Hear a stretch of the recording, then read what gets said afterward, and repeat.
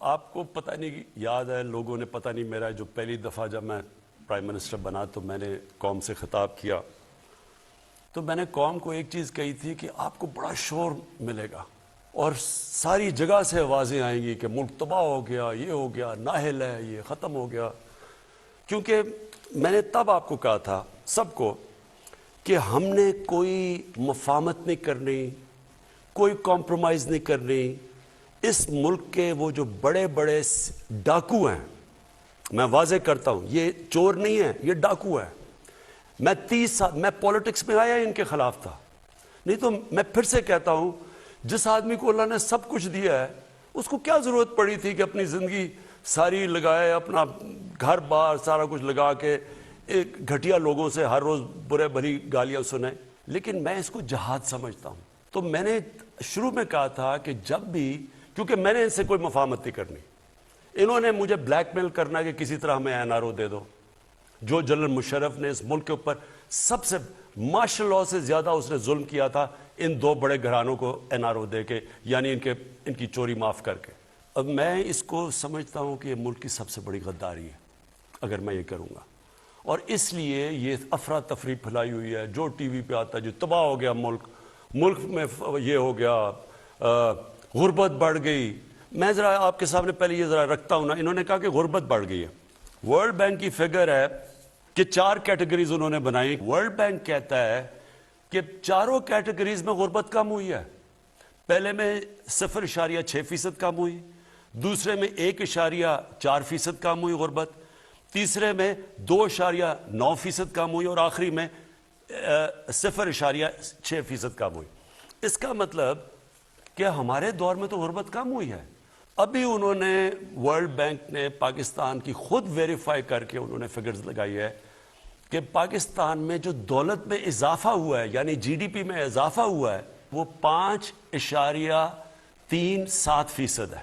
اب 5.37% جب کرونا کا مقابلہ کر رہا ہے ملک، جو ساری دنیا میں، ہندوستان میں تو نیگیٹو میں گئی ہے ان کی گروتھ ریٹ، یہ کیسے کہہ رہے ہیں کہ غربت بھی بڑھ گئی، ملک بھی تباہ ہو گیا؟ کدھر فائدہ ہوا ہے؟ ہم نے پالیسیز بنائی. سب سے پہلے کنسٹرکشن، پاکستان کی کنسٹرکشن انڈسٹری کے اندر جو بوم آئی ہوئی ہے وہ میں آپ کو بتاؤں. یہ پہلی دفعہ پاکستان میں ہو رہا ہے کہ بینک چھوٹے لوگوں کو قرضے دے رہے ہیں گھر خریدنے کے لیے. اور اس کے لیے ہمیں بڑی محنت کرنی پڑی، عدالت میں لڑنا پڑا، اور بڑی دیر سے 30 سالوں سے پھنسا ہوا تھا جو ہم نے کروایا کہ 290 ارب کے لوگوں نے قرضے مانگے ہیں بینک سے. یہ کبھی پاکستان کی تاریخ میں نہیں ہوا. اس میں سے 123 جو اپلیکیشنز ہیں وہ بینکوں نے اپروو کر دی ہیں، پرائیویٹ بینکس ہیں. اس میں سے 40 ارب روپیہ دے چکے ہیں لوگوں کو اپنے گھر بنانے کے لیے. یہ وہ لوگ ہیں جو کبھی سوچ نہیں سکتے تھے اپنا گھر بنانے کے لیے، کیونکہ وہ کرائے کے گھروں میں رہ رہے تھے. وہ پاکستان میں پہلی دفعہ شروع ہو گئی ہے.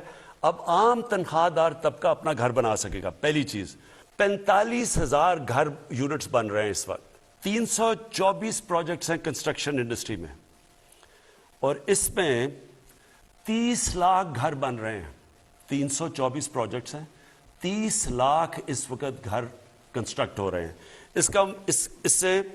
اس سے آپ یہ سمجھ جائیں کہ جو آپ سوچیں کہ جب آپ گھر بنتا ہے تو اس کے گھر کے اوپر 30 انڈسٹری اس کے ساتھ ہوتی ہیں، یعنی کسی نے دروازہ لگانا، کسی نے لاکس بنانے ہوتے ہیں، ٹائلز وغیرہ وغیرہ، 30 انڈسٹریز. گروتھ ریٹ تو اس لیے بڑی ہے. اس کے بعد اب کسانوں پہ آ جائیں. میں صرف کسانوں، 4 ہماری کپاس، گنا، چاول اور ویٹ، گندم. ان کے اندر پاکستان کی تاریخ میں، کاٹن میں نہیں، باقی تینوں میں، اور پھر اس میں مکئی بھی ڈال دیں، مکئی، تو یہ ریکارڈ پروڈکشن ہوئی ہے پاکستان کی تاریخ میں، اور ان کو ریکارڈ پیسہ ملا ہے. اس کی وجہ سے ان کے جو پیسہ گیا ہے دیہاتوں کے اندر، 73% ان کی انکم بڑھی ہے. اس کا مطلب کیا؟ ہم نے عام فیملی کا کیا ہے کہ ہر فیملی کو 1,65,000 اضافہ ہوا ہے ان کی آمدنی کے اندر. یہ دیہات کے اندر میں بات کر رہا ہوں. انڈسٹری، لارج سیل انڈسٹری، بڑے مزدوروں کو نوکریاں ملتی ہیں. 10% اضافہ ہوا ہے آج ہماری لارج سکیل مینوفیکچرنگ پہ. میں بات کر رہا ہوں کہ کیوں یہ 5.37% گروتھ ریٹ میں اضافہ ہوا ہے. ہماری لارج سکیل مینوفیکچرنگ میں 10% ग्रोथ हुई है, देर के बाद हुई है। गाड़ियों की प्रोडक्शन रिकॉर्ड के ऊपर, ट्रैक्टर्स 15% बढ़े हैं, मोटरसाइकिल रिकॉर्ड सेल्स हुई हैं। पैसा आया तो ये हो रहा है ना।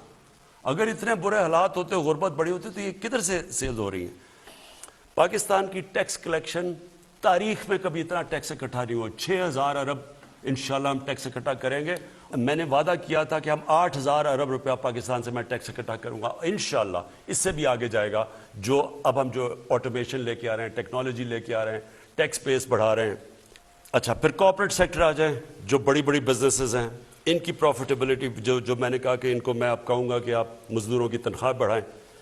इन्होंने 930 अरब रुपए का फ़ायदा हुआ है। इन्होंने ये 2021 के साल में इनकी प्रॉफिट बढ़े हैं, इनकी प्रॉफिट्स में इजाफा हुआ है।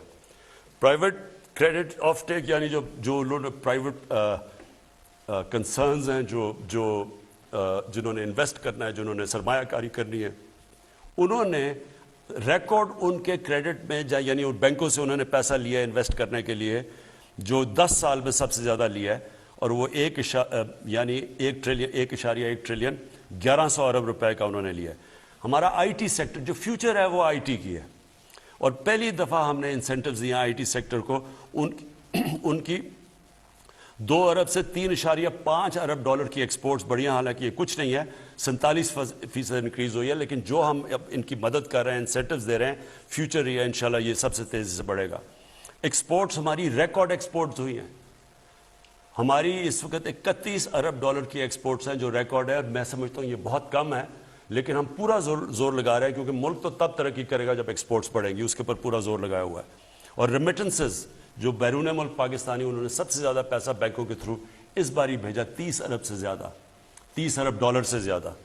इसकी वजह से हमारी, जो मैं आपको कह रहा हूँ कि मुल्क के अंदर ये जो ग्रोथ रेट, जो हम कह रहे हैं कि ये सारे पहले तो कहते इतना बुरा हाल है, अब एकदम जब पता चला कि 5.37 अरब की ग्रोथ रेट हुई है, इकॉनमी बढ़ रही है, तो अब वो खुद ही उनको समझ नहीं आ रही कि इसका क्या जवाब है, तो उसके कोई बहाने मार रहे हैं। मेरी फिर से अपनी मीडिया से, लोगों से मेरी आपसे रिक्वेस्ट है कि देखें, तनकीद बहुत ज़रूरी होती है एक मुल्क के लिए। और मैं फिर से कहता हूँ, मैं 50 साल से, मैं तो पब्लिक आया में हूँ, मैं तो तनकीद सुनता आया हूँ, और तनकीद को एक अच्छी चीज़ होती है। लेकिन एक प्रोपेगेंडा होता है, एक फेक न्यूज़ होता है, जो जान के फेक न्यूज़ के ज़रिए एक मुल्क में ये जो मायूसी फैलाई जा रही है, जी तबाह हो गए, मारे गए, जी मुल्क ख़त्म हो गया, ये वो लोग हैं जो माफियाज हैं। मैं फिर से अपनी कौम को बताना चाहता हूँ, हमारा मुकाबला माफियाज से है।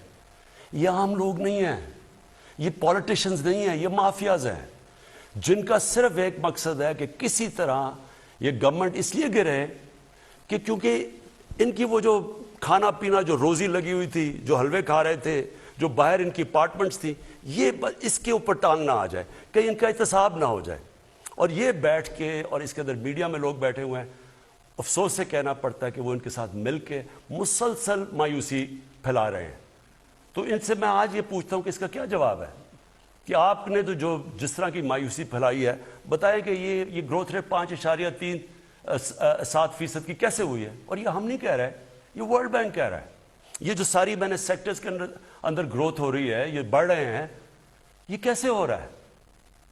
अगर ये इतने बुरे हालात थे तो यहां तो आज बैंकक्रप्ट होना चाहिए था लोगों को। इस वक्त तो लोग बेरोजगारी बढ़नी चाहिए थी। रोजगार भी बढ़ रहा है, गुर्बत भी कम हो रही है, मुल्क की दौलत में भी इजाफा हो रहा है, टैक्स कलेक्शन भी बढ़ रही है, एक्सपोर्ट्स भी बढ़ रही हैं। तो ये मायूसी किस चीज़ की है? और फिर ब्लूमबर्ग एक मैगजीन है जो कि फिर से मैं कहता हूँ सारी दुनिया में इकोनॉमीज को, हर मुल्क की इकोनॉमी के ऊपर तबसरा करती है। वो कह रही है कि पाकिस्तान की जो अब इकोनॉमी है वो सस्टेनेबल रास्ते पे चली गई, और आगे उन्होंने प्रेडिक्ट किया है कि मुल्क सही तरफ आगे जा रहा है। हम तो नहीं कह रहे। तो मैं इसलिए अपने लोगों से रिक्वेस्ट करूंगा कि बैलेंस करें। तनकीद तो अच्छी होती है, लेकिन साथ साथ ये भी तो बताएं, इसका भी तो बताएं कि ये जो मुल्क में फ़ायदे हो रहे हैं।